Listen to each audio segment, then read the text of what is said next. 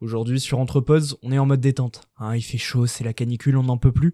Alors pour essayer de survivre à tout ça, ce que je vous propose, c'est de patienter une petite heure avec moi, de m'accompagner dans mes lectures récentes, mais aussi les vôtres, et de profiter. Alors vous connaissez la chanson, comme d'habitude. 3, 2, 1, place au générique. Voilà, on y est. Alors on arrête de blablater et on se met au travail. Ouvre grand tes oreilles, c'est important. Je suis pas bête, je sais que ça va pas être facile. T'as pas besoin de prendre des notes pour ça, enfin.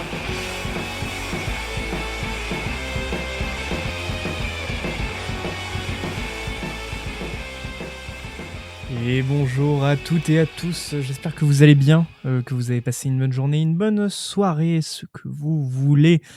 Vous l'entendez, à ce micro, il n'y a qu'une seule personne, votre serviteur, celui qui malheureusement va vous embêter pendant, en fait, justement, je ne sais pas combien de temps, puisque aujourd'hui, en fait, c'est un épisode de chill. On va pas se prendre la tête. Je vais parler, je sais pas combien de temps. J'ai prévu certaines choses aujourd'hui, mais j'avais envie, voilà, de pour cet avant-dernier épisode, de proposer un épisode un peu plus chill où je parle, tout simplement, voilà. Alors, trêve de bavardage, qu'est-ce qu'on va faire aujourd'hui ? C'est très simple. Là, durant les différents épisodes qu'on a fait, on s'est beaucoup concentré sur les lectures des invités et sur quelques recommandations que j'ai pu faire de ci et de là. Mais je me suis dit, en vrai, j'ai pas mal lu, j'ai même beaucoup lu là ces derniers mois. Et pourquoi pas en faire un épisode complet de mes petits coups de cœur. Alors, vous allez l'entendre, hein, il va y avoir beaucoup de bref, tout simplement parce que je pense que je vais pas monter cet épisode. J'ai vraiment envie de faire un truc à la One Again, un peu comme TFTC, si vous connaissez Tales from the Click. Jean-Baptiste Toussaint sur ces 3 types d'émissions, une émission de ce style où il parle juste comme ça. Et j'aime beaucoup ce format, c'est très chill. Alors voilà, du coup, comme je vous l'ai dit, j'ai beaucoup lu durant ces derniers mois. Et j'ai envie de revenir avec vous sur quelques lectures marquantes. Alors là, je suis en train de regarder sur ma fiche, j'ai prévu 14 lectures. Ça va peut-être faire beaucoup, il se peut que j'en passe certaines, ou en tout cas que je m'y attarde pas, on verra. Et aussi, n'hésitez pas à réagir en commentaire, en partageant justement vos lectures du moment, vos coups de cœur, peut-être même vos mangas préférés. C'est quelque chose qui me plairait énormément de savoir ce que vous lisez. Alors, on va commencer sans plus tarder avec le numéro 1 du manga, hein, en termes de maison d'édition, hein, j'entends bien sûr. Le numéro 1, 40% de marché, hein, on le connaît bien, c'est Glénat. Glénat qui m'a vraiment marqué cette année pour 2 lectures en particulier. Une 3e lecture, mais ce ne sera pas moi qui vous en parlera. Mais effectivement, Glénat, j'ai beaucoup aimé cette année, notamment avec sûrement mon petit shonen coup de cœur de cette maison d'édition qui est Sakamoto Days. Sakamoto Days, on en avait déjà parlé, c'est un manga de Yuto Suzuki. J'en parlais avec l'épisode de Fayabura en disant que c'était un manga popcorn, hein, vous savez. Sakamoto Days, donc ce manga de Yuto Suzuki, en 17 tomes pour l'instant, 22 en VO. Il me semble que le 18 va sortir avec son édition collector. Et bien justement, ça raconte l'histoire de Sakamoto, Taro Sakamoto, un assassin légendaire qui a décidé de se ranger après avoir eu une petite fille avec sa femme qu'il aime tendrement, mais le destin va le rattraper bien évidemment puisque sa tête va être mise à prix. Alors on ne sait pas qui c'est, apparemment ce serait peut-être un personnage qui s'appellerait Slur ou X, bref, que de mystère. Et ça me tenait vraiment beaucoup à cœur d'en parler aujourd'hui. Pourquoi ? Parce que, en fait, c'est un manga qui va marquer très certainement les futures générations de mangaka. En tout cas, je l'espère. Alors, bon, on a One Piece, Naruto, Fairy Tail, même My Hero Academia, Jujutsu Kaisen pour des générations plus récentes. Et aujourd'hui, je trouve que c'est vraiment l'un des mangas qui arrive à à tirer son épingle du jeu sur nos étals de librairie, euh, qui sont de plus en plus chargés. Et c'est vrai que Sakamoto Days, par un récit hyper dynamique, ouais, je pense que dynamique c'est le mot, hyper organique, avec de l'action H24. On a vraiment ce côté popcorn où vraiment, je me souviens par exemple d'un arc, il me semble, dans les tomes 12-13, donc sans spoil, ça se passe à l'Académie des Assassins. Il y a un côté très ironique avec ce manga. Mais ouais, dans l'Académie des Assassins, il y a un combat entre un méchant fan de cinéma et donc Sakamoto, où il y a un découpage des combats qui est incroyable. Franchement, on se prend des leçons, mais de découpage de planches qui sont folles. Là, on est sur le dernier arc avec le tome 17. Le tome 22, il me semble que le manga est terminé en prépublication d'ailleurs. Mais en tout cas, on est sur la fin. Et jusqu'à aujourd'hui, c'est un sans faute. En tout cas, au niveau de l'action, au niveau du dessin, je l'avais déjà dit dans l'épisode où on en parlait, mais pareil, je trouve qu'il y a un hommage, un respect qu'a l'auteur envers ses assistants qui est génial. On voit que c'est un travail d'équipe et pour un rendu qui est hyper impressionnant. Après, sur les derniers tomes, on sent que c'est la fin.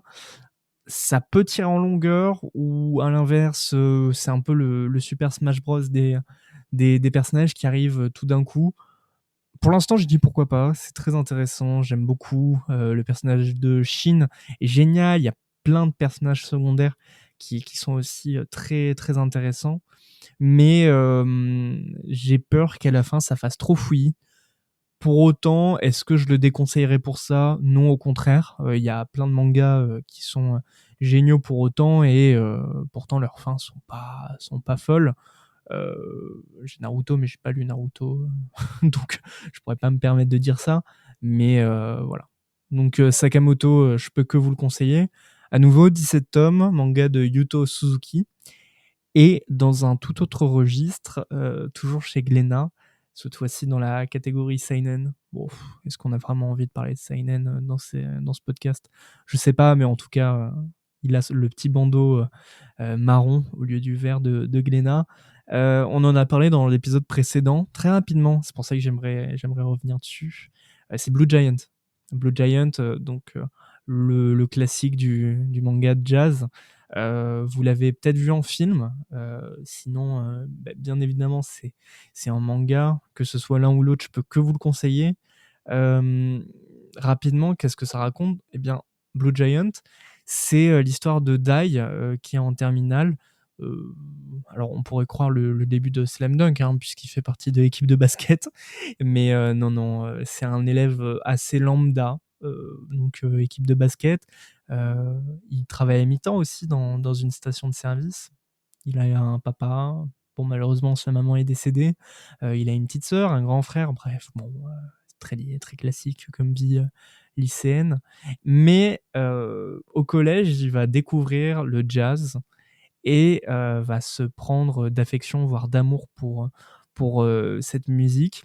Et après avoir acquis un saxophone ténor, il va décider d'en jouer tous les jours, qu'il ait du vent, de la pluie, qu'il fasse chaud, qu'il fasse froid, qu'il pleuve, qu'il vente, que sais-je. Il jouera tous les jours du saxophone. Et petit à petit, on va suivre son évolution en tant que Blue Giant, c'est-à-dire le meilleur joueur de jazz. Pourquoi j'ai beaucoup aimé ce manga? Alors, il faut savoir que pour l'instant, j'ai lu que les 3 premiers tomes. Vous allez dire que je suis une fraude, vous auriez raison. Euh, mais ouais, non, effectivement, Blue Giant, j'ai beaucoup aimé parce que, comment dire, pendant, ouais, allez, j'ai commencé les mangas à 11 ans, jusqu'à mes 18 ans, j'étais très orienté niveau lecture. Énormément de mangas d'action, de bagarres, allez, un poil de psychologie, mais pas vraiment. Et depuis mon entrée à la fac, j'ai décidé vraiment d'ouvrir mes frontières, mes limites de lecture. Et Blue Giant, je trouve que ça correspond parfaitement à ces nouvelles portes de lecture. Pourquoi? Parce que c'est juste une aventure humaine Je déteste ces termes d'aventure humaine. Bref. Mais ouais, non, dans le côté, on suit l'histoire d'un gars qui est passionné. Ça sent que l'auteur l'est tout autant. D'ailleurs, il y a des petites histoires en fin de chapitre où on le voit aller à des concerts de jazz. Et en fait, je commence vraiment à aimer ces histoires de passionnés. Je pense à Blue Giant, mais il y a aussi Beck, dont on a parlé dans l'épisode précédent. Mais ouais, c'est ces histoires très simples, pas prises de tête, où tu sais qu'il peut y avoir des échecs, mais qui amèneront toujours vers une happy end. Et ouais, c'est des mecs qui partagent leur passion, qui vivent leur art. Et c'est pour ça que je me suis beaucoup répété dans l'épisode précédent, justement, sur la musique avec Tai du groupe Starry Sky et Mitsugi, dans le côté vivre de son art. Je trouve que c'est des mangas, justement, qui montrent tous les côtés du vivre pour son art. C'est-à-dire tout sacrifier, mais peut-être en faisant des sacrifices qui n'auraient pas lieu d'être, voire avoir des comportements jusqu'au boutiste là où il ne devrait pas y en avoir. Et là, ces temps-ci, ouais, ça me fascine. Ça me fascine vraiment beaucoup. Et donc, effectivement, Blue Giant, je peux que vous le conseiller. Mais vous voyez, ça c'est un défaut que j'ai, je n'aime pas tant parler de moi. Et c'est pour ça que j'ai voulu savoir aussi quelles étaient vos lectures. Alors à nouveau, n'hésitez pas à me dire dans les commentaires, mais sur l'Instagram d'Entrepods, donc je rappelle un tiret entre tiret pods tiret, il me semble. Bref, de toute façon, vous pouvez taper sur Instagram, pardon, vous trouverez. Voilà, j'ai demandé aux abonnés ce qu'ils lisaient en ce moment et j'ai eu diverses réponses. J'en ai sélectionné quelques-unes. Et déjà, il y a Sacha que vous connaissez pour l'épisode sur le handicap, qui a partagé l'une de ses lectures.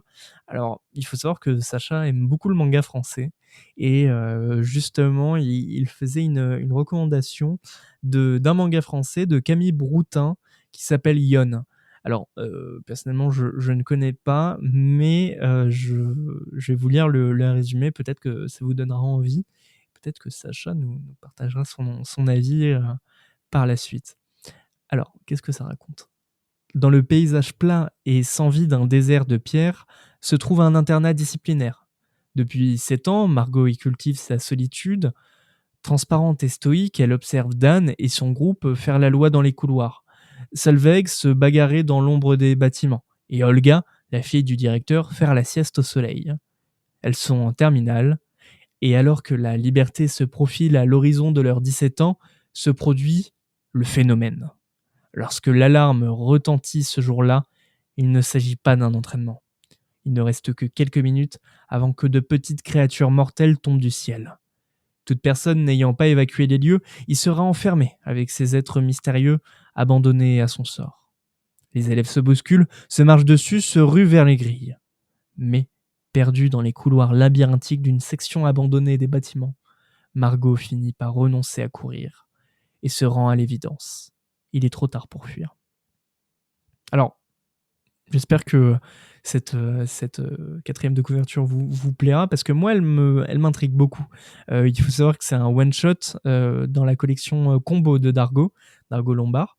D'ailleurs, je me dis que Dargo Lombard, normalement, c'est aussi Kana. Donc, drôle qu'il y ait des tentatives manga de toutes parts. Mais effectivement, Sacha, déjà merci beaucoup. Et ce que je trouve aussi intéressant, c'est la place du manga français. Je trouve que de plus en plus, il y a un talent de la part des dessinateurs hors nippon qui se fait ressentir. Pour être tout à fait franc, le manga français m'a longtemps rebuté.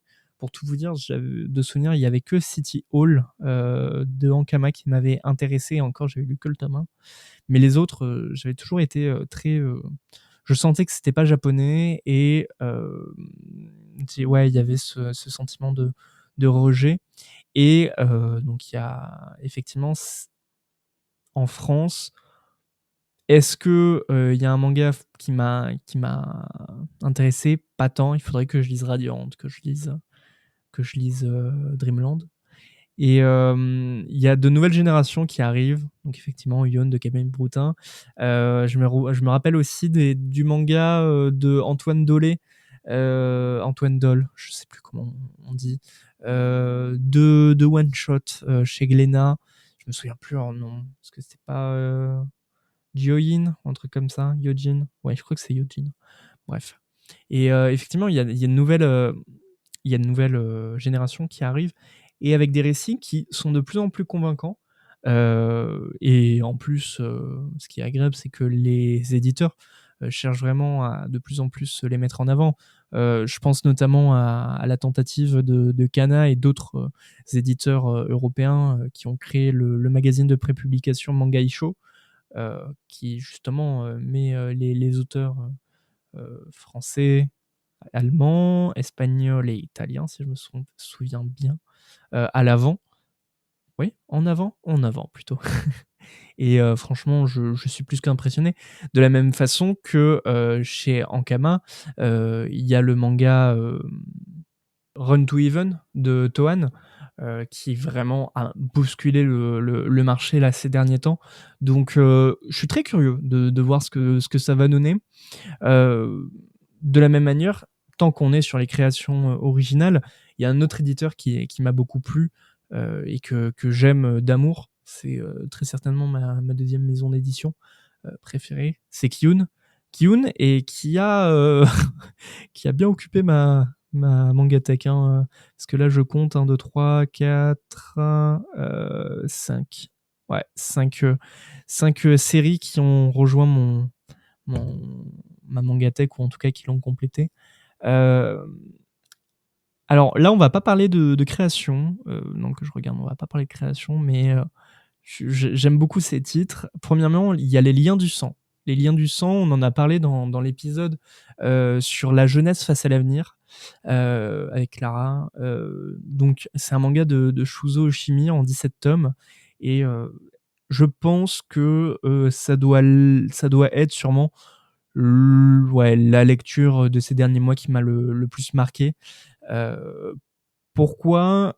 Parce que ça raconte l'histoire d'un jeune garçon, Seiichi, pardon, Seiichi, qui a grandi dans l'ombre de sa mère, Seiko.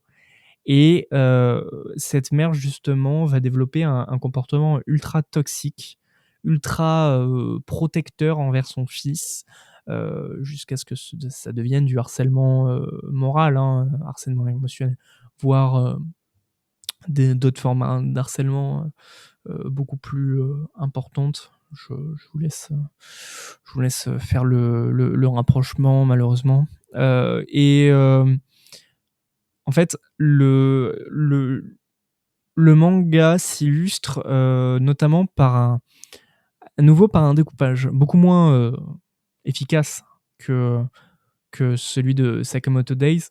On n'est pas bien évidemment sur des récits d'action. Là, c'est vraiment du thriller tranche de vie. Mais je me suis surpris à enchaîner les tomes. Je les achetais par 3 et chaque tome me durait 20-30 minutes. Pourquoi ? Parce que l'auteur a décidé d'illustrer l'angoisse, le malaise, etc. par l'absence de texte. Et c'est assez drôle parce que par rapport au manga dont on parlera juste après, on est vraiment aux antipodes alors que tous les deux sont des thrillers.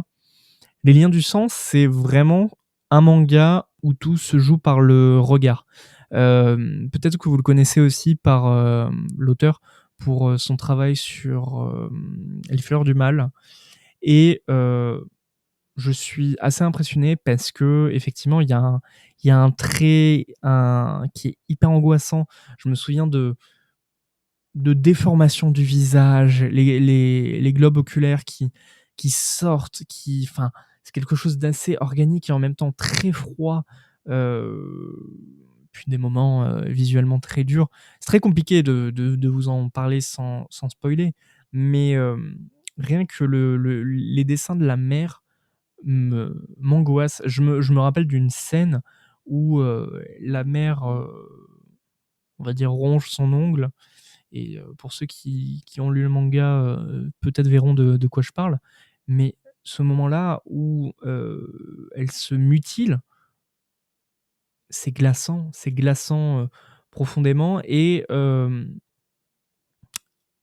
on est très souvent, voire tout le temps, du point de vue du jeune homme, de Seiichi et en fait, c'est compliqué, très compliqué de se projeter en lui parce que, c'est impossible de s'imaginer cette situation et ouais, effectivement, le Seiichi, quand on le voit, tomber dans la manipulation de sa mère et que, bah, petit à petit, il se dit: «Non mais c'est normal ce comportement» et cetera.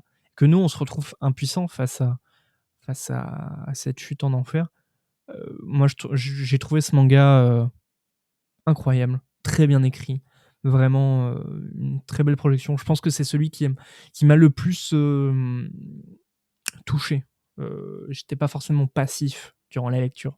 Je frissonnais, je ressentais, et en même temps, toujours avec ce paradoxe de c'est une situation, qui, bah, qu'on ne connaît pas, heureusement en tout cas que moi je n'ai pas connu et donc voilà et autre argument si vous voulez lire ce manga, à la fin sur les 3-4 derniers tomes, l'auteur parle, alors qu'il ne s'exprimait quasiment jamais dans le manga et là, à la fin, il y a 2-3-4-5-6 pages, où il raconte son vécu et on comprend que, cette histoire ne sort pas de nulle part et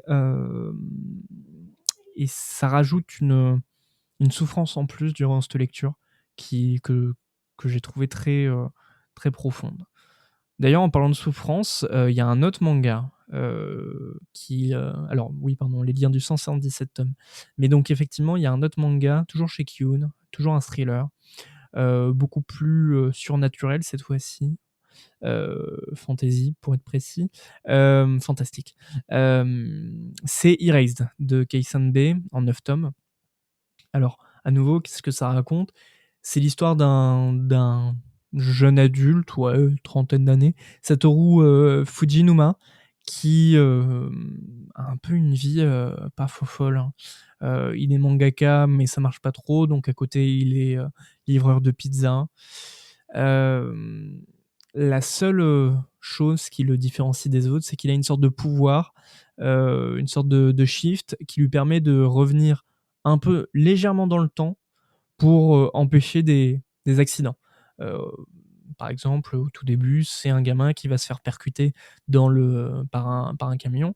Heureusement, lui, son don va se déclencher et il va continuer à se déclencher jusqu'à ce qu'il puisse sauver son, justement la petite fille ou le petit garçon qui va se faire percuter.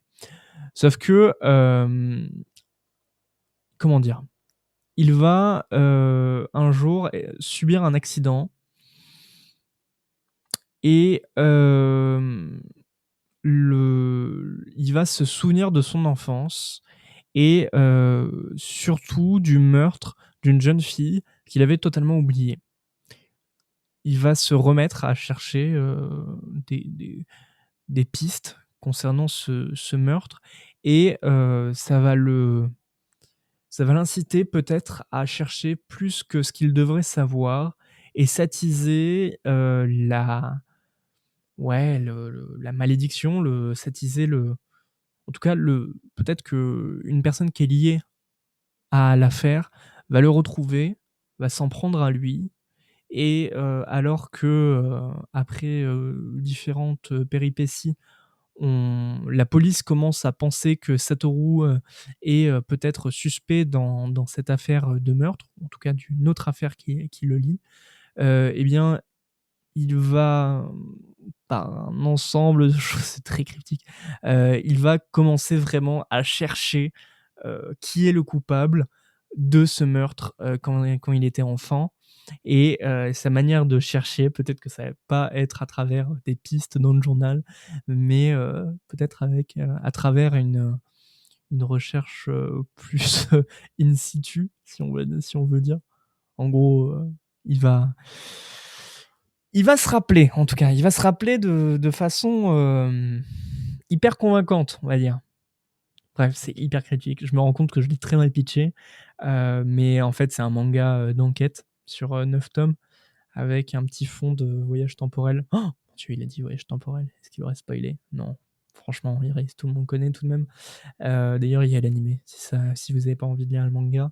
Moi, je vous conseille le manga. Franchement, la mise en scène est très bien. Mais effectivement, pareil, je trouve que c'est une très bonne... c'est un très bon Who Did It, Who Done It, plutôt, si vous aimez ce genre d'histoire. Et en termes de psychologie, en termes pareil, de sujets abordés, je trouve que c'est des sujets qui viennent pas forcément tout le temps sur le devant de la scène, parce qu'on parle quand même de pédocriminalité, on parle de violence, violence à la maison, quoi, comme ce qu'on a d'ailleurs dans Les Liens du sang. Euh, Pareil, je trouve que c'est assez intéressant de voir le point de vue d'un jeune homme qui, qui a raté sa vie et pas qui a raté sa vie, mais qui pense avoir raté sa vie. Et à l'inverse d'un isekai où la personne qui est projetée dans un nouveau monde va devenir le roi ou la reine de cet univers, là on a vraiment un perso qui se rend compte de toutes les erreurs qu'il a pu faire durant son enfance, de tous les regrets qu'il a. Et les sacrifices qu'il peut faire aujourd'hui, est-ce que dans le futur ça aura un réel intérêt? Voilà, ça je trouve ça très très bien, surtout que le paradoxe temporel est pas mal abordé, et je trouve que la pirouette scénaristique pour en parler est très habilement faite. Franchement, c'est 9 tomes, je peux que vous le conseiller. Et non, franchement, allez-y, sachant que y a l'animé, si vraiment vous voulez pas vous embêter, qui est génial. Asian Kung Fu Generation au générique, c'est déjà l'argument pour aller regarder ça. Dans un contexte tout autre et bien plus chill, bien plus sympa, parce que rappelons-le, c'est un épisode chill. Toujours chez Kiyud, on a Phantom Busters. Vous en avez peut-être entendu parler, hein, ça a été la grosse mise en avant de Kiyun durant le printemps. C'est l'histoire d'un jeune garçon, Eugène, qui a perdu sa mamie très jeune, et qui l'a toujours initié à l'occulte en lui disant que ouais, les monstres ça existe, les fantômes ça existe. Bon, le temps est passé, il rentre dans un nouveau lycée, celui de Kamakura, qui est une ville connue pour les phénomènes paranormaux. Et là-bas, le petit Eugène va rencontrer Mogari, qui est un peu le classique du héros shonen neketsu, un peu tête brûlée, etc., qui veut foncer dans le tas. Voilà, très exubérant, et qui a la particularité d'être le descendant d'une famille d'exorcistes. Et petit truc sympa, il peut bouffer les fantômes. Alors il les voit pas, il les entend pas, mais il peut les bouffer. Apparemment c'est dégueulasse, mais ce serait pour valider un rituel d'initiation. Mais manger les fantômes tout seul, c'est pas évident. Alors il va faire la rencontre de ce Eugène. Tous les deux, ils vont se lier d'amitié, bon an, mal an. Bon, au départ, Eugène ne voulait pas du tout, mais, mais voilà, les deux, par un hasard, vont se lier d'amitié. Et ensemble, ils vont essayer de créer un club pour que Mogari puisse bouffer des fantômes. Sauf que ils vont aussi faire la rencontre de Kaoru. Kaoru qui, lui, peut voir les esprits. Et donc, Kaoru, lui, c'est le fan de shonen, de manga. Si tu n'as pas lu les 11 tomes de la dernière série en vogue, t'es un nul. Il ne jure que par Slam Dunk, c'est pour ça qu'il veut se mettre au basket d'ailleurs. Mais heureusement qu'il lit des mangas et qu'il fait pas de sport. Et voilà, lui aussi va s'intégrer au groupe malgré lui. C'est génial ce manga, j'aime beaucoup. Vous voyez, on parlait tout à l'heure de Sakamoto Days. Phantom Buster, je trouve que c'est vraiment peut-être la nouvelle génération de manga. J'aimerais vraiment qu'il marche, parce que Bon, allez, je vais le dire. En fait, dans le club, ils vont être 4 parce qu'il y a Kotaro qui lui est celui qui voit, celui qui entend, pardon, ouais, qui entend les fantômes. Donc, pour rappel, il y a celui qui mange les fantômes, qui voit les fantômes, et celui qui entend les fantômes, et Eugène qui fait la compta. Et je trouve que c'est tellement frais. Ça casse pas trois pattes à un canard, hein, bien sûr, mais c'est frais, c'est très très frais. Et j'aime beaucoup que on est plus trop pour qu'un manga marche, il faut que ce soit une aventure, que il rencontre je sais pas, les 12 apôtres du mal ressurgissants qui sont revenus des enfers parce que blabla. Non, non. Là, c'est un mélange de tranches de vie mêlées d'action avec de l'humour. Et c'est drôle parce que c'est un peu le nouveau format. Pareil, Sakamoto Days, on est sur. Allez, ouais, non, on n'est pas sur la tranche de vie, mais on n'est plus sur le pouvoir de l'amitié et aller de l'avant grâce à nos amis. Non, je trouve qu'il y a un nouveau, ouais, un nouveau format et qui me plaît beaucoup.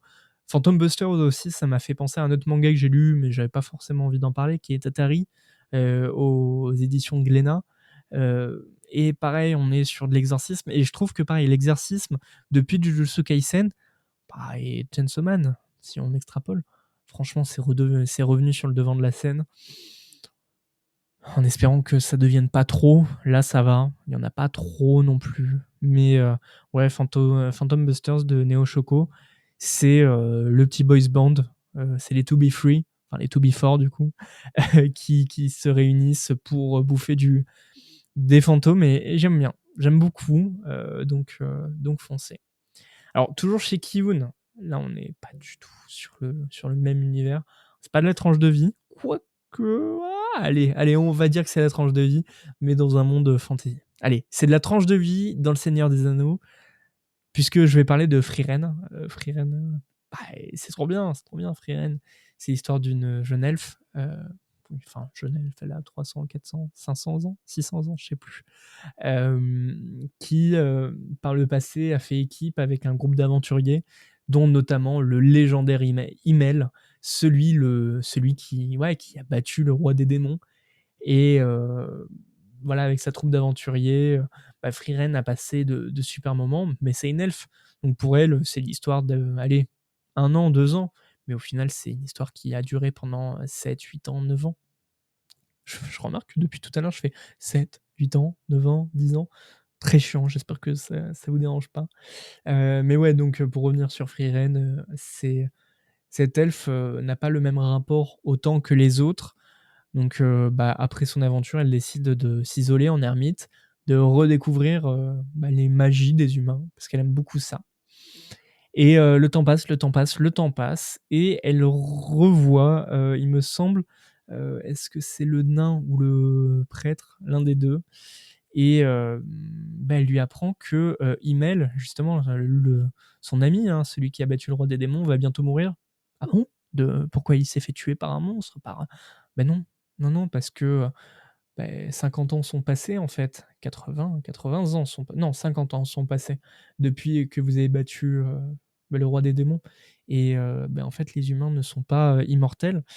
Et Frieren, en fait, va se rendre compte du temps qui passe, et va se rendre compte de l'importance que c'est de fabriquer des liens avec les autres.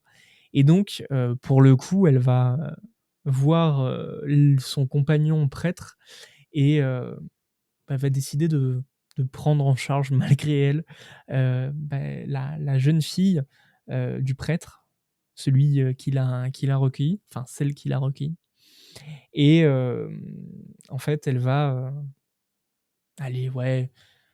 décider de faire une quête initiatique pour rejoindre les contrées du Nord, en compagnie justement de cette jeune magicienne, plus tard de ce jeune guerrier. Et avec eux, elle va prendre conscience du temps, de la relativité du temps, de ce que ça fait de dire au revoir à des gens qu'on aime, et d'accueillir les nouvelles générations. Et ouais, non, pareil, Pourquoi je parlais de tranche de vie? Parce que, paradoxalement, c'est un manga qui prend son temps, avec toujours des points d'action, bien sûr, mais qui prend son temps et paradoxalement, l'histoire commence 20 ans après la mort d'Himmel et là, on est au tome, je me suis arrêté au tome 12.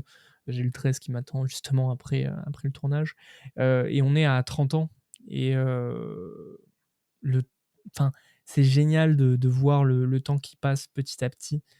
J'aime beaucoup cette série. De toute façon, je tous les mangas que j'ai choisis, j'aime beaucoup. Mais c'est vrai que, c'est très, apaisant, reposant comme lecture. Heu, Frieren est un personnage très, froid et en fait, c'est très drôle parce que les personnages les plus vieux sont ceux qui sont le plus, isolés et au final, même si Frieren est en tout cas au centre des intrigues, hem, on vit à travers les autres et en fait, on découvre un univers qui évolue et pas simplement un seul personnage et ça, j'adore. Parce qu'on a un vrai world building qui s'est fait. Certes, le roi démon a été vaincu, mais il reste toujours certains généraux. Est-ce que ces généraux qui sont des démons, OK, bon, c'est des bêtes sanguinaires qui sont là que pour tuer les humains.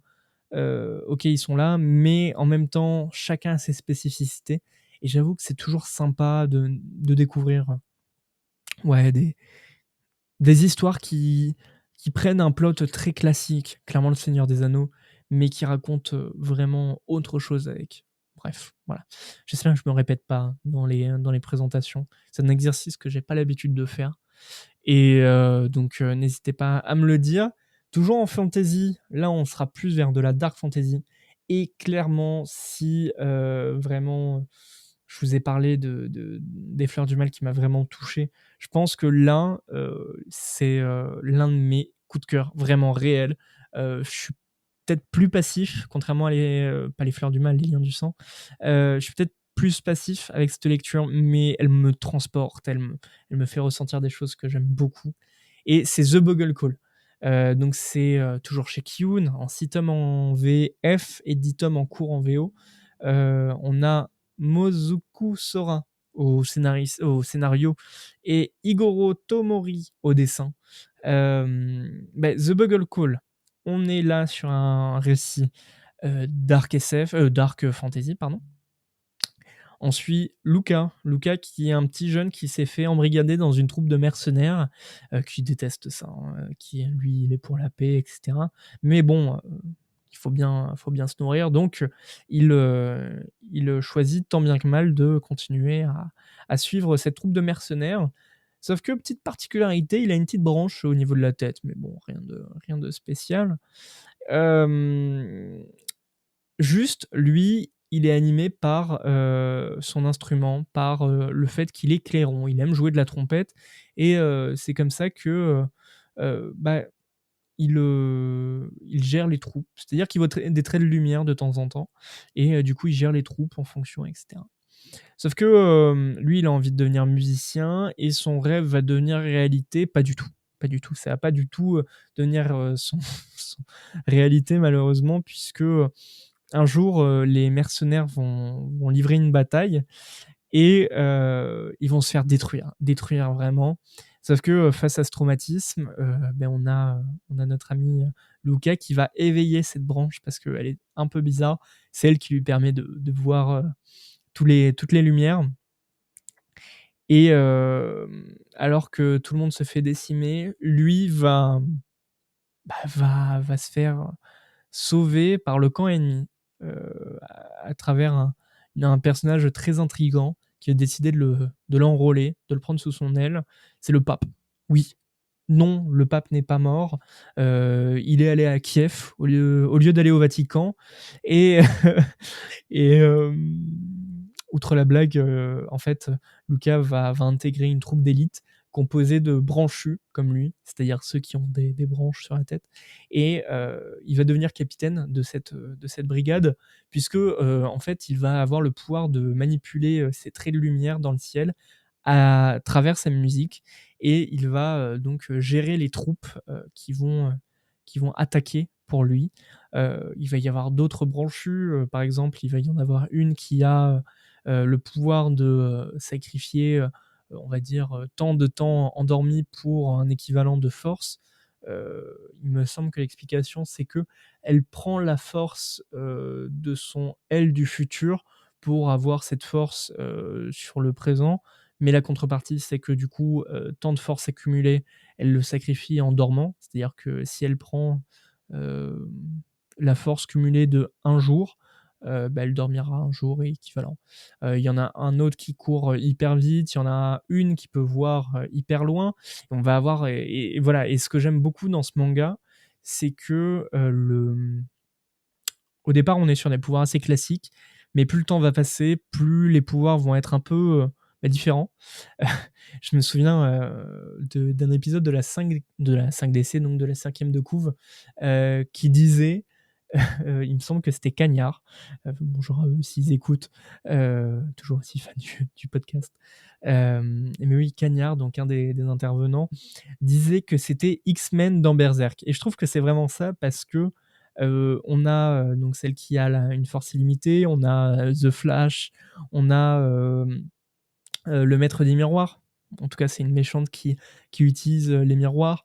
Il y en a une qui fait apparaître des cratères, enfin qui invoque des météorites. Enfin, c'est génial, c'est trop bien. Et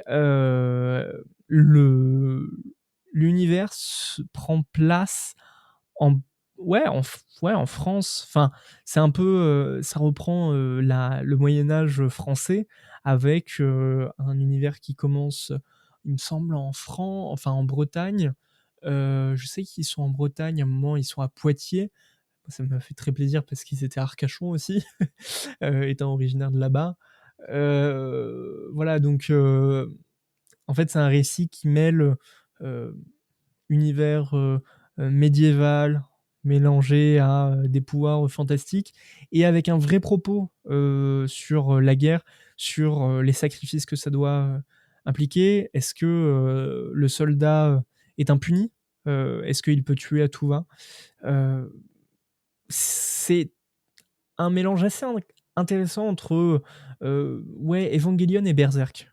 Bon, le take est un peu chelou, mais ouais, Lucas me fait un peu penser à Shinji de Evangelion. Toujours à, pas à pleurer, mais à se demander si ce combat vaut la peine. Et en même temps, Berserk où le héros est prêt à tout pour obtenir sa revanche, c'est-à-dire avoir le droit d'être musicien. Tant qu'on parle de Berserk, on est toujours sur Glénat. Enfin, là, on passe à nouveau sur Glénat. On revient sur Glénat avec non pas une de mes lectures, mais avec la lecture d'un autre auditeur. Cette fois-ci, c'est Guillaume. Guillaume qui a décidé de revenir sur un classique. C'est pour ça que je fais le lien avec Berserk, puisque en classique, il nous dit qu'il a repris après 50 pauses et que c'est quand même génial. Ce manga, c'est One Piece. One Piece d'Eiichiro Oda, qu'on ne présente plus en 109 tomes. Bon, One Piece, tout simplement, c'est l'histoire d'un jeune homme qui veut devenir le roi des pirates et qui, après avoir mangé le fruit de l'élastique, va voguer à travers les mers pour devenir celui qui... Donc le roi des pirates. Et en fait, je suis très content que quelqu'un en ait parlé parce que One Piece, je te rejoins totalement, c'est vraiment génial. Je suis pas du tout un fan hardcore, à vrai dire, j'achète les tomes comme ça, mais comment dire, c'est un manga qui fait partie du patrimoine aujourd'hui et qui, par de nombreux égards, est vraiment une leçon. Enfin, il y a plein de défauts, mais par les thèmes abordés, par la multitude de personnages, par les messages envoyés, en fait, est quelque chose qui est encore aujourd'hui très d'actualité. Alors que le manga a commencé en 99, si je ne me trompe pas. Et je suis assez impressionné. Je suis vraiment impressionné. Des éléments, enfin, le même de Eiichiro Oda avait tout prévu, il est un peu nul. Mais c'est vrai que en termes de traitement scénaristique, d'écriture, franchement, 109 tomes, c'est assez impressionnant. Je crois que c'est la série la plus longue de ma collection, parce que Détective Conan, j'ai jamais lu, et je sais pas si d'autres personnes arrivent à tenir autant sur le long terme avec une rigueur, toujours aussi incroyable. J'avoue que, One Piece a failli me perdre, à partir du tome, après, l'arc, ouais, de l'île des hommes poissons. J'avoue que j'ai pas du tout aimé Punk Hazard, très peu de Dressrosa. Cake Island, en fait, je suis pas fan de Sanji. Donc, je savais pas où est-ce que ça m'amenait. Onigashima ah oui, il y a Uzo aussi, ça j'aimais bien. Mais Onigashima, franchement, c'était le retour. J'ai beaucoup aimé. Bon, j'en attendais peut-être plus que ce qu'il y a eu au final, mais il y a une vraie proposition et j'avoue que mon personnage préféré étant Franky, Vegapunk, je l'attendais énormément. Bon, au final, Franky a été mis de côté, ça c'est une autre histoire. Mais je trouve que l'arc de Egg Island, franchement, c'est génial. C'est génial. C'est enfin, qu'un manga sur 109 tomes ait l'audace d'avoir enfin, que les plus mauvais arcs de One Piece soient juste bons et pas mauvais, je trouve que c'est assez impressionnant. Je suis très, très, très, très curieux de, de voir la suite. Et je suis d'autant plus curieux, Guillaume, que tu nous en parles parce que One Piece, c'est drôle, ça fait un peu la boucle. L'un des derniers épisodes de la saison 1 fait le lien avec l'un des premiers mangas dont on parle dans l'épisode 1 de Anthropods, celui sur le mythe du héros. Je ne l'ai pas écouté depuis sa sortie, je ne sais pas ce que ça vaut, mais effectivement, on avait parlé de One Piece et de la construction du héros à travers Luffy. Donc ça fait toujours plaisir d'avoir des classiques. Tant qu'on parle de classiques, j'aimerais revenir avec vous sur 2 mangas de Pika qui sont sortis en très peu de temps sur les derniers mois, puisque c'est Cross League dans un premier temps, manga des Clamps, que vous connaissez très certainement pour Chobit ou Cardcaptor Sakura. Il faut savoir que donc Pika Édition a décidé il me semble que c'est pour les 35 ans ou pour les 30 ans des Clamps, de sortir, et pour ses 25 ans aussi, oui, c'est pour ses 25 ans. Oui, en tout cas pour l'anniversaire de Pika, de sortir une réédition de Cross League et bientôt de toutes les œuvres Clamp dans une collection qui tient le nom de Clamp, Clamp Collection. Ça a été l'occasion pour moi de vraiment découvrir l'univers des Clamps que je ne connaissais pas auparavant. Enfin, je connaissais Cardcaptor Sakura, mais je laisserai Caroline Ségara, qu'on a reçue dans cette émission, en parler pour nous, parce qu'elle connaît bien mieux que moi. Mais donc effectivement, Crossholic, je connaissais pas, XXX Holic, et j'ai beaucoup aimé. C'est une super introduction, de ce que je comprends aussi, qui fait le lien avec les autres univers, puisqu'il y a tout un multiverse qui s'est construit à travers l'univers des Clamps, qu'on voit d'ailleurs dès le tome 1, sur les dernières pages. Franchement, un manga qui très convaincant. C'est l'histoire de Kimihiro, pardon, Watanuki, qui a la capacité de voir les esprits. Sauf que, un peu comme dans Jujutsu Kaisen, qui je pense a emprunté beaucoup à Crossholic, donc il peut voir les esprits et ça le hante, ça le plombe, il se sent totalement harcelé parce qu'il peut pas se défaire de ce don. Et un jour, il découvre une petite maison et à l'intérieur, il fait la rencontre d'une jeune femme, Yuko Ichihara, voilà, Yuko Ichihara, qui lui dit qu'elle peut exaucer son vœu, mais pour ce faire, il faut qu'il paye un prix équivalent, puisque un vœu ne peut être exaucé contre une contrepartie justement équivalente.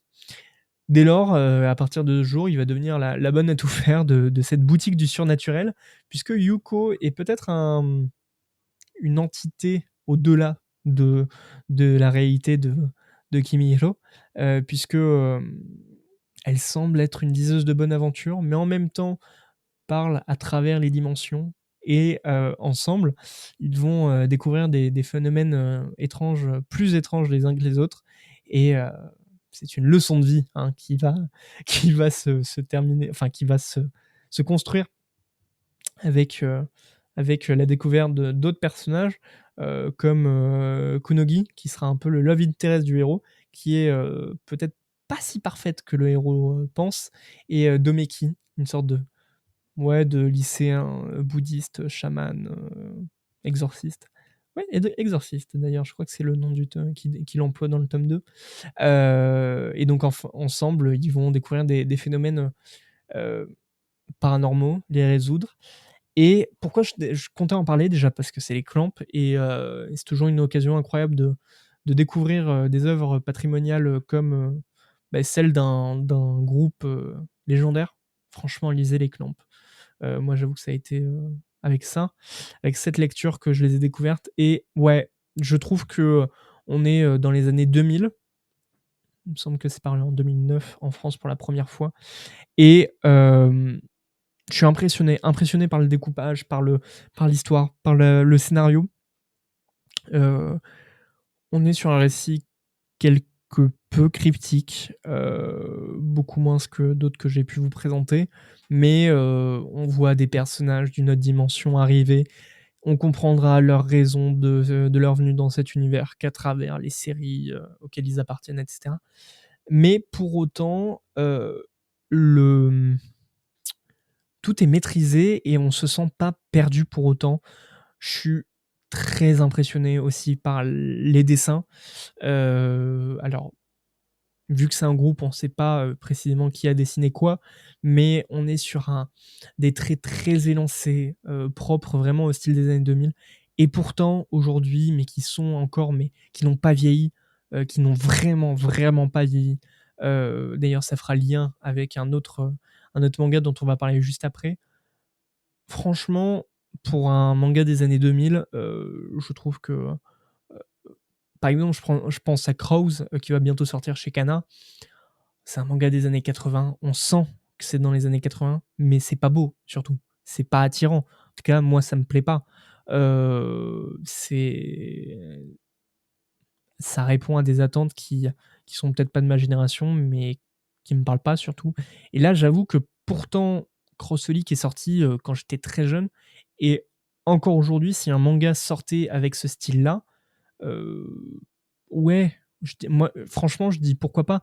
Ce côté très élancé, ça me fait penser à Gachiakuta, où on a des traits très élancés et ça se sent que Clamp, outre cette histoire enfin, ces histoires qui sont géniales, on sent l'influence dans les chara-design, dans la manière de raconter une histoire pour créer un sentiment surnaturel. Moi, j'ai été vraiment, vraiment très impressionné. Alors, toujours dans les œuvres patrimoniales avec un dessin impressionnant, c'est très bizarre de parler d'œuvres patrimoniales pour des histoires sorties en 2000-2010, mais en soi, j'avoue que c'était la génération juste avant moi, mais je voulais vous parler d'Air Gear, c'est très drôle parce que c'est un manga, j'ai commencé à lire des mangas avec... Alors avant, mon tout premier manga, c'était Inazuma Eleven des éditions Kurokawa, parce que j'adorais le dessin animé, mais c'était One Piece. One Piece, j'avais 11 ans, donc on était en 2013. J'espère que ça donnait pas un coup de vieux à certains, mais effectivement, c'était en 2013. Et en 2013, j'entendais parler d'un manga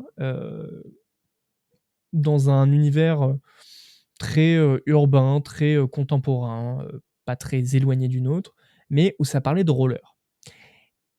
Vous l'avez deviné, je parle d'Air Gear. Air Gear, donc, l'histoire d'un gamin qui s'appelle Iki, ouais, c'est ça, Iki. Minami Iki Itsuki, qui est un peu le chef d'un gang qui protège son quartier. Il se fait appeler Babyface. Sauf que avant, il était la petite tête brûlée du quartier.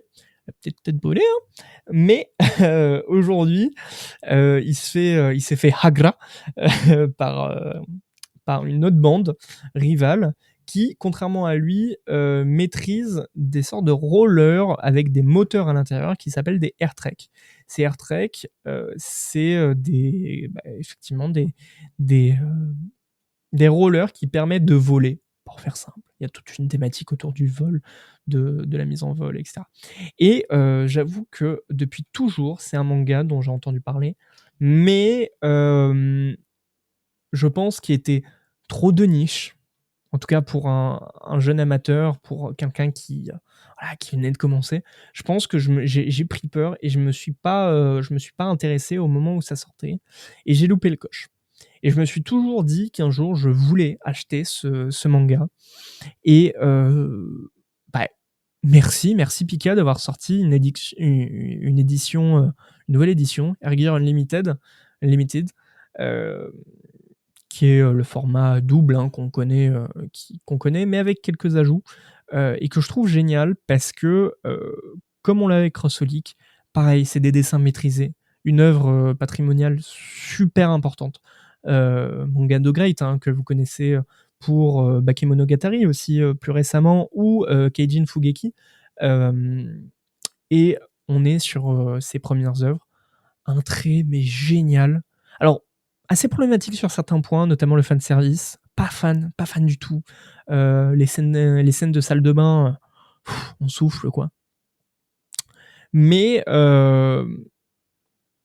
manga des années 2000 et qui fait ressentir les années 2000. Pour moi, c'est vraiment, ouais, ce qu'on attendait, la vision que j'ai en tout cas des années 2000. Pour moi, c'est Crossolic. Allez, peut-être plus Tokyo Babylon d'ailleurs. Tokyo Babylon, Air Gear, Solitaire, ce côté très pop R&B, ouais, début 2000, très environnement urbain, que j'aime beaucoup. Ouais, j'aime, ouais, je saurais pas comment vous le dire, mais il y a un côté très putain, les scènes d'action sont folles. Les gars sont en train de virevolter entre des étages de je sais pas, enfin des immeubles de je sais pas combien de trucs, de slider sur des barres en métal, etc. Je sais pas si vous vous souvenez des années 2000 où ouais, c'était le délire Action Man, Tony Hawk, The World and With You. Ouais, ce mélange très fantastique et en même temps urbain, j'aime bien. J'aime beaucoup. Et donc, effectivement, Air Gear, c'est peut-être ouais, l'occasion que j'ai réussi à saisir au bon moment. Je suis très content de m'y remettre, sachant qu'en même temps, j'ai lu Keijin Fugeki. Et Keijin Fugeki, j'ai un peu plus de mal, hein. Clairement, donc c'est son nouveau manga, l'histoire de jeunes sauveurs de l'humanité qui, pour combattre des monstres divins qui représentent les cataclysmes, doivent danser pour invoquer des armes. Bon, c'est très cryptique, très what the fuck. C'est sympa, mais j'attends les prochains tomes pour me faire un avis parce que pour l'instant, très hâte de voir la suite. J'ai eu le même effet que pour Chojin X, manga de Sui Ichida, qui est l'auteur de Tokyo Ghoul. Tokyo Ghoul qui est sûrement l'un de mes mangas préférés. Tokyo Ghoul Re d'ailleurs, plus que Tokyo Ghoul. Keijin Fugeki, c'est comme Shojin X, des récits très intéressants, mais très fouillis, très on sait pas où ça va, et plus ça avance, plus on se dit ok, je vois ce que tu essaies de dire, mais sois plus clair. Mais bon, franchement, c'est pas déplaisant comme lecture. Voilà. Je crois qu'on a fait une partie. Je regarde ma liste. Ok, ouais, il nous en reste un peu quand même. Je vais me dépêcher. Mais avant ça, je vais sortir un peu des recommandations. Tout simplement puisque c'est un épisode chill, tête à tête avec vous. En fait, j'étais, là, sur les derniers temps, vous voyez, la formule a un peu évolué. Il y a, Histoire de lecteur qui est arrivé, enfin, Histoire de lecteur et de lectrice qui est arrivé. Déjà, j'espère que ça vous plaît. J'essaie, sur les épisodes où j'ai le temps, de mettre des petites incrustations, musicales, de ouais, d'habiller le podcast. Pareil, voilà, j'essaie d'être présent sur les réseaux un peu partout. Et en fait, votre avis m'intéressait de qu'est-ce qui vous plaît dans le podcast, qu'est-ce qui vous plaît un peu moins, quelles sont les pistes que je pourrais améliorer.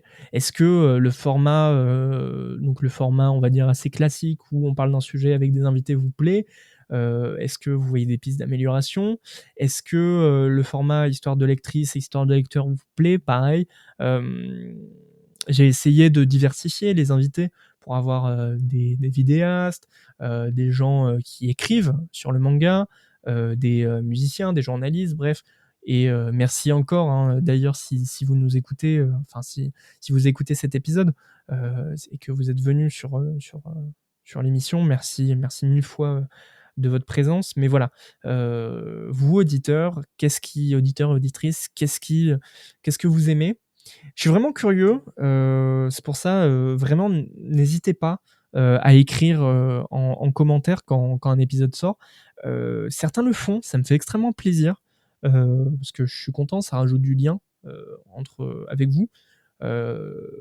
Bien évidemment, bon, je suis pas du style à faire des épisodes à la commande, mais j'aime bien avoir cette indépendance et proposer des choses que vous n'attendez pas, mais justement que vous découvrez avec curiosité. Mais voilà, si vous avez des retours à faire sur la forme, sur le fond, je suis très curieux.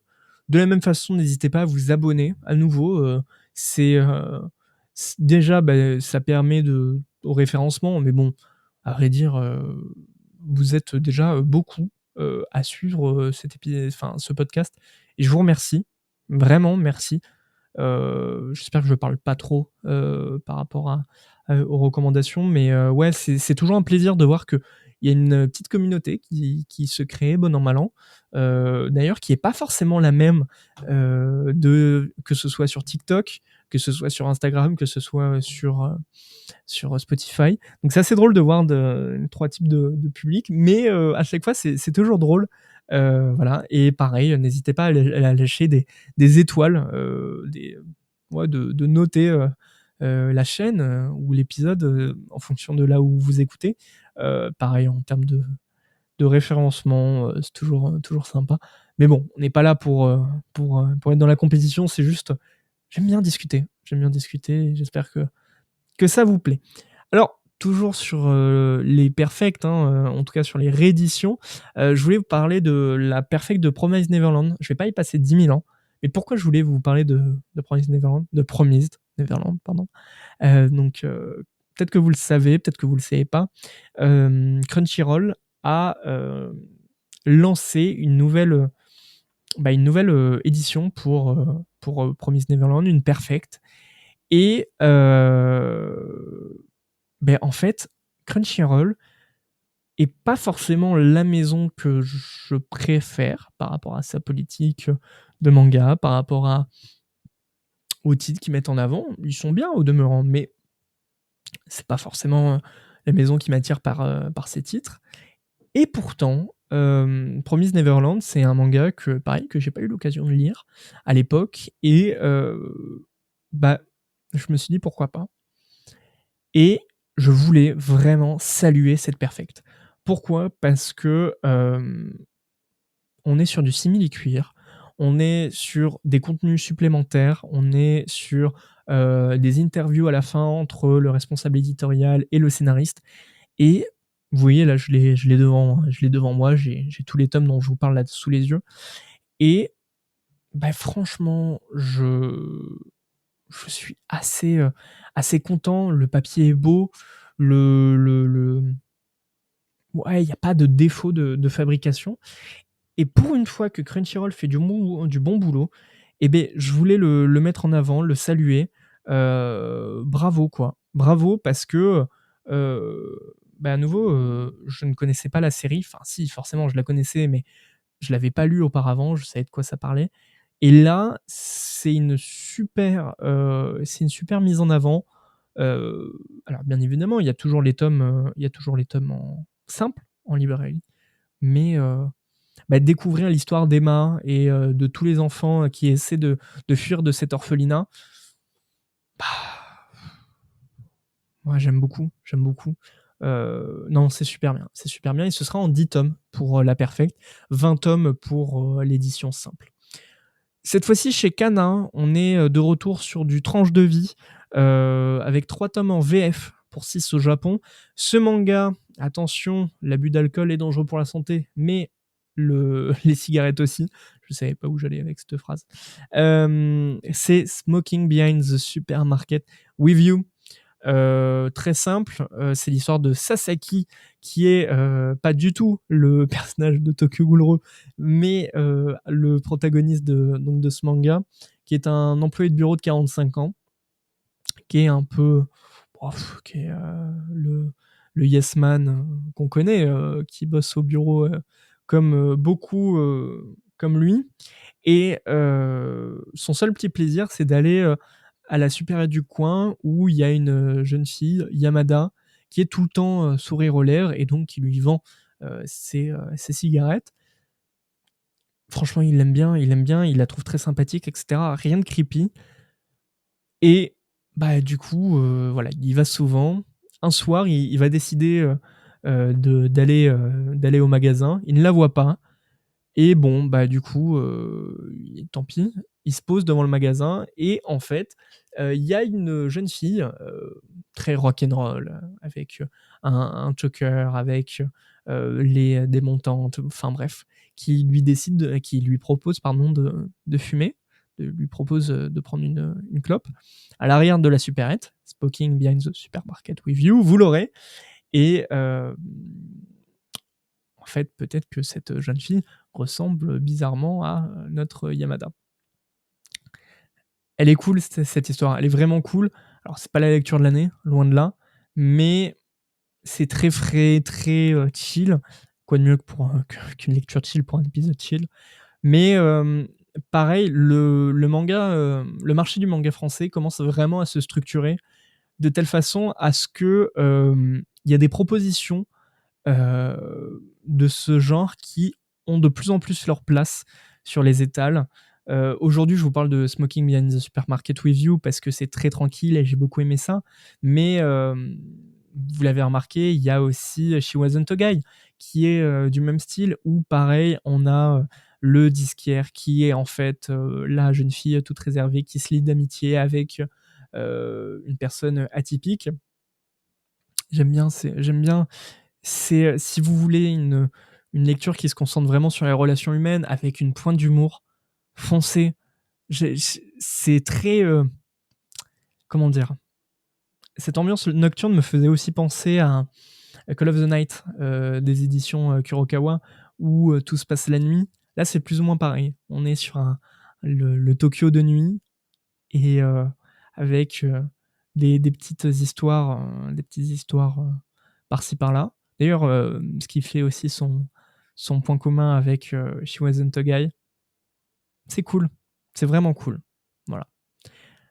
Alors, toujours dans les lectures très tranquilles, très chill, j'en parle. À chaque fois que j'ai l'occasion d'en parler, je vais en parler. Je vous le jure, j'adore cette maison d'édition. C'est Naban. Naban, vous connaissez. Leur catalogue est incroyable. Alors, de base, je voulais vous parler de Her, qui est un manga dont on avait parlé pour l'épisode avec Muta Manga et Julie Parle Manga. Qu'est-ce que ça raconte ? C'est très compliqué. C'est très très compliqué parce que c'est un one-shot qui raconte l'histoire de 6 femmes qui ont des vies très différentes, qui ont des problématiques très différentes, qui ont des âges très différents aussi. Et c'est une super lecture pour montrer comment le patriarcat s'immisce dans la vie de ces personnes, comment elles s'en affranchissent, comment ça peut les détruire. Aussi, et ça je trouve ça génial, c'est que il y a une introspection qui est géniale. Enfin, des fois c'est juste l'histoire d'une jeune femme et de sa vision d'elle-même. J'ai beaucoup aimé cette histoire, mais si je voulais vous parler de Naban aujourd'hui, c'est que ça me fait plaisir parce que je suis pas le seul à défendre cette lecture, puisque nous avons 2 auditrices qui nous ont parlé de 2 autres titres. Alors malheureusement, je pourrais pas en parler comme ça parce que je ne les ai pas lus, mais d'un côté, nous avons Andy Recommandations Animées, donc un compte Instagram que je vous incite à aller voir, toujours très, très sympa, qui nous parle d'une réelle claque quand il cite, je ne sais pas, quand elle cite L'éveil d'Ibari, un manga de Tomoko Yamashita, qui est un diptyque, et qui raconte l'histoire suivante. D'apparence plutôt réservée, Hibari Teshima est une jeune fille de 14 ans en pleine puberté. Les changements physiques de son corps attirent les regards et la jalousie des personnes qui l'entourent. Dans cet environnement toxique fait de rumeurs et de désirs, personne ne semble pourtant réellement faire attention aux cris de Hibari. C'est ce que j'aime avec les éditions Naban, c'est que effectivement, beaucoup d'histoires sont tournées vers l'humain, vers la perception de soi-même, sur des questions de société. Et que ce soit avec Heur ou L'éveil d'Ibari, on essaie de critiquer la société, le regard que les gens portent sur nous-mêmes. Et c'est quelque chose qui fait écho avec un autre titre, cette fois-ci proposé par Clara, qui est Vie d'ensemble au-delà des mots, de Fumiya Hayashi, 4 tomes en cours, 6 au Japon. Cette fois-ci, on n'est pas sur un mal-être, mais sur une histoire assez atypique que j'aime beaucoup et qui me pousse à acheter bientôt ces tomes.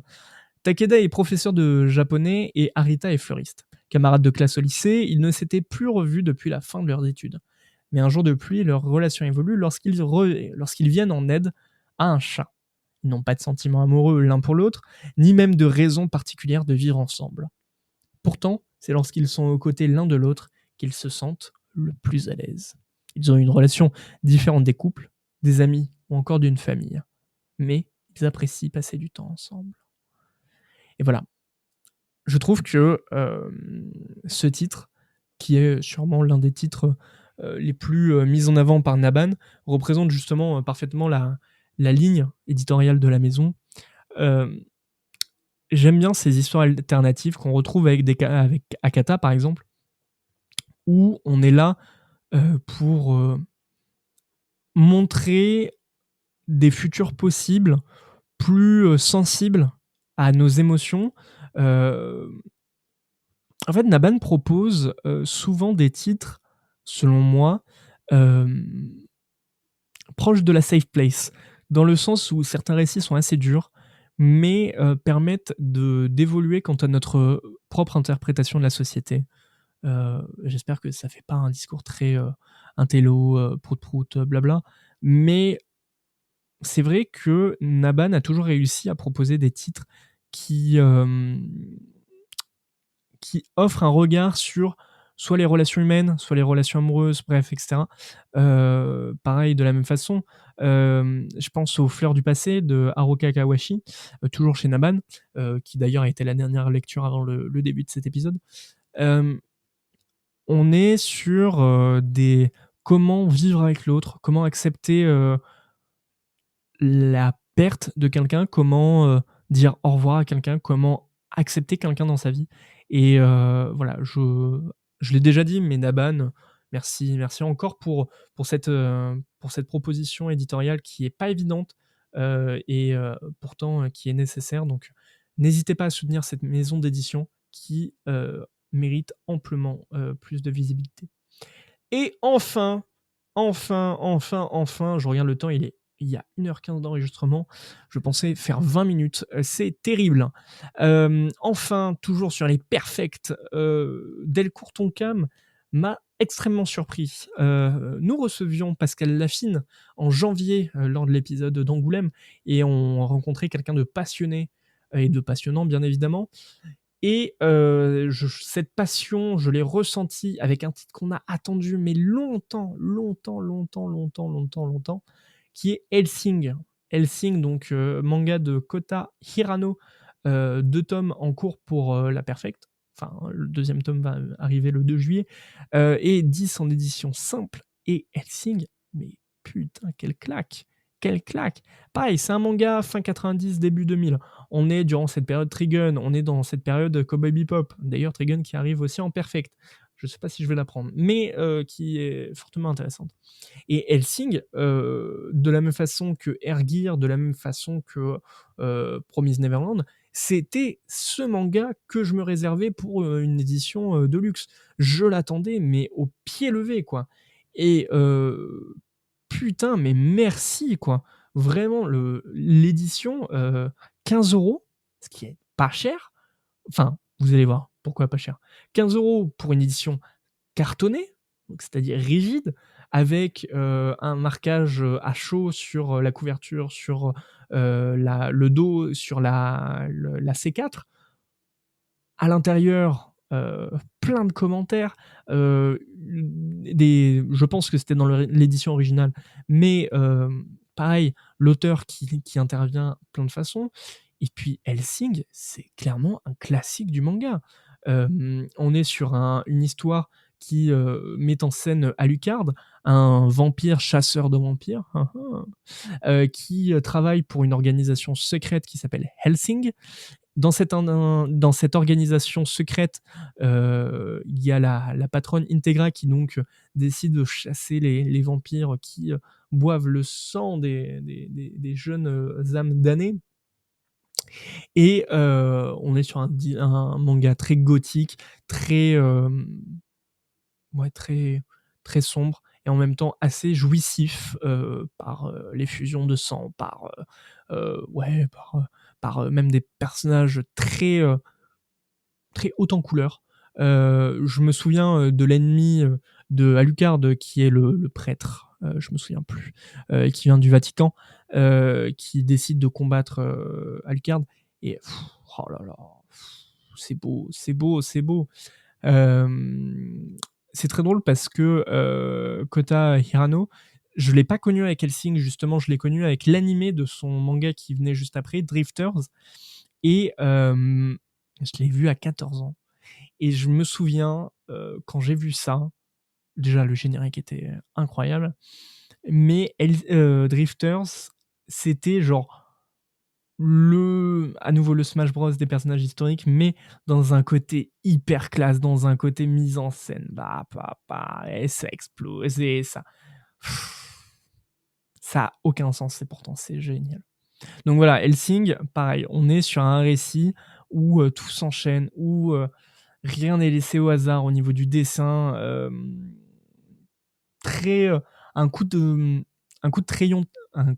crayon, oui bien sûr Maxime, un coup de crayon noir très marqué dans les moments d'effusion de sang. Je sais pas si c'est le cas, mais la notion de folie me paraît assez bien mise en scène dans ce manga, et ça me fait penser à Soul Eater, qui est sûrement l'un de mes mangas préférés aux éditions Kurokawa. Je sais pas si c'est l'un de mes mangas préférés, mais je pense que c'est mon shonen préféré, ça c'est sûr. Et pareil, il y a cette inspiration. On sent que Hellsing a marqué les générations suivantes, parce que c'est un début 2000 Hellsing. Et voilà. Je suis très content que ce soit enfin arrivé, parce que c'est une édition qu'on a attendue pendant très longtemps. Et merci pour cet objet qui c'était, il y avait toutes les raisons de se plaindre, et au final on a été récompensé. Voilà, c'était l'épisode chill. Je crois que j'ai très mal à la tête parce que j'ai dû parler sans interruption pendant 1h20. Donc pour rappel, on a parlé de Sakamoto Days, Blue Giant, Yon, Les Liens du Sang, Erased, Phantom Buster, Free Ren, The Bugle Call, One Piece, Cross Solic, Air Gear Unlimited, Promise Neverland, Smoking Behind the Supermarket With You, Her, L'éveil d'Ibari, Vide ensemble au-delà des mots, et enfin Hellsing dans cet épisode chill. Bien évidemment, il y a plein d'autres mangas auxquels dont j'aurais pu parler. Je pense à Akane Banashi, à Journey Beyond Heaven. J'aurais bien voulu en parler, mais je le réserve pour un autre épisode parce que je pense qu'il a sa place pour un épisode qui va très certainement arriver rapidement, voire très rapidement. Bref, en tout cas, pour le prochain épisode, je vous donne rendez-vous à Japan Expo où ce sera l'occasion de vous rencontrer. Je vais reprendre très certainement le format que vous avez connu pour l'épisode d'Angoulême. Cette fois-ci, je ne suis pas certain de pouvoir rencontrer des professionnels, mais au moins, je ferai un compte-rendu des conférences, des concerts, de tout ce qu'on a pu... de tout ce qu'il y a, en tout cas sur le samedi et dimanche, lorsque j'y serai. L'occasion aussi pour vous, aussi l'occasion de se rencontrer. N'hésitez pas à me dire si vous y êtes, qu'on se voit, et peut-être que si vous avez envie de passer sur le micro, de parler tous ensemble. Et je crois que c'est tout. Ouais, je crois que c'est tout.